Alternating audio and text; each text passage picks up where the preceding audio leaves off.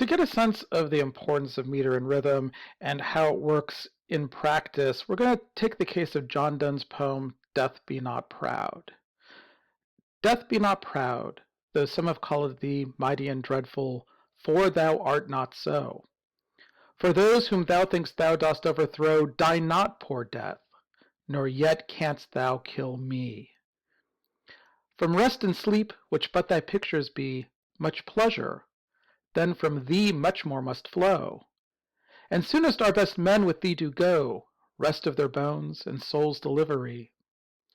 Thou art slave to fate, chance kings, and desperate men, and dost with poison, war, and sickness dwell. And poppy or charms can make us sleep as well, and better than thy stroke. Why swell'st thou then? One short sleep past, we wake eternally, and death shall be no more. Death, thou shalt die. Now, if we were to characterize this verse, we would call it iambic, and it is mostly iambic. It's iambic pentameter in the large part. But one of the things to notice is that there's a lot of variations to the verse, and it doesn't read smoothly across or kind of really show a clear iambic character in all the different lines. But these variations do provide an emphasis on certain concepts and help to underscore particularly the defiant tone of the speaker of the poem.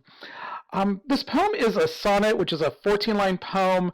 It's kind of a mix between the Italian sonnet and the English sonnet forms, in that while it does have an octave and a sestet, it does kind of break down into three quatrains, the octave into two 4-line parts, and then the sestet into a quatrain and a couplet, which is more akin to the English sonnet.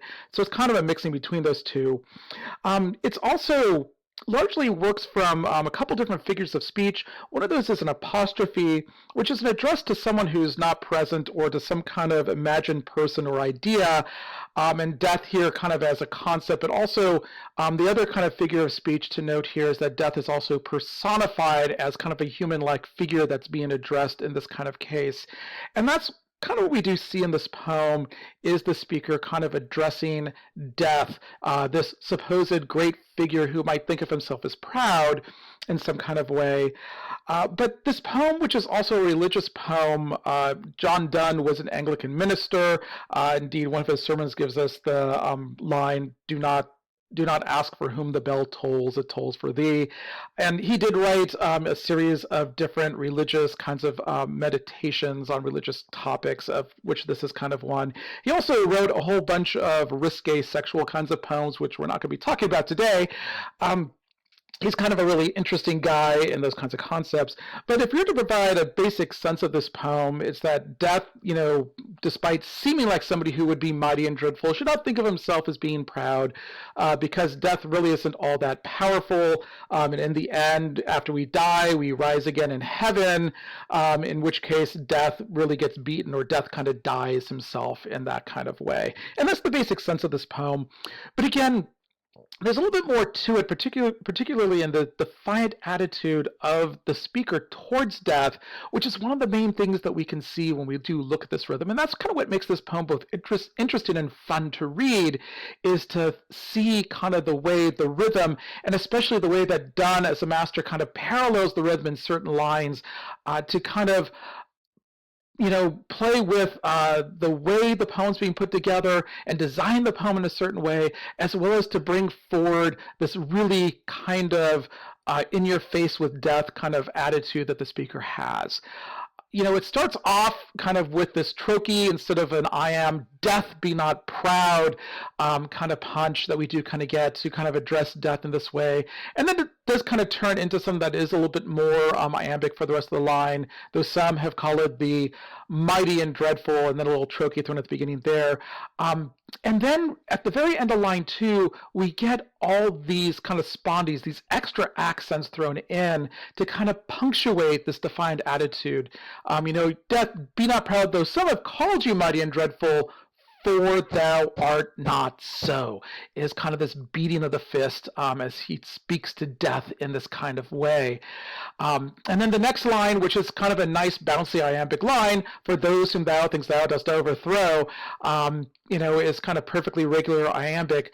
But then we get this, spondy at the beginning of the next line, die not. For those you think you overthrow, die not, poor death, nor yet canst thou kill me. And again, we get all those extra accents kind of thrown in there. And one of the things to note here is the way that line 2 and the accents at the very end mirror line 4 and the accents here as well. And he has, along with balancing this poem, and the idea is that sense of the balance of the rhythm that he's playing with as well, that kind of highlights another aspect of fun as we do read through this poem. Just to kind of quickly note, from death, which, is kind of like rest and sleep are pictures of death, and those give us pleasure, so thus death should give us even more pleasure than that, because death is a greater sense of rest and sleep. Our best men with you do go, and they rested their bones, but then their souls get delivered.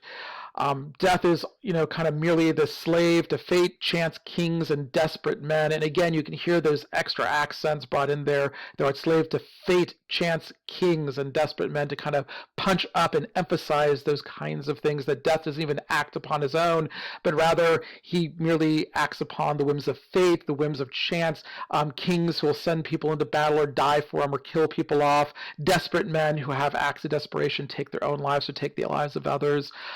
And the friends that he hangs out with are poison, war, and sickness, and those kinds of ways.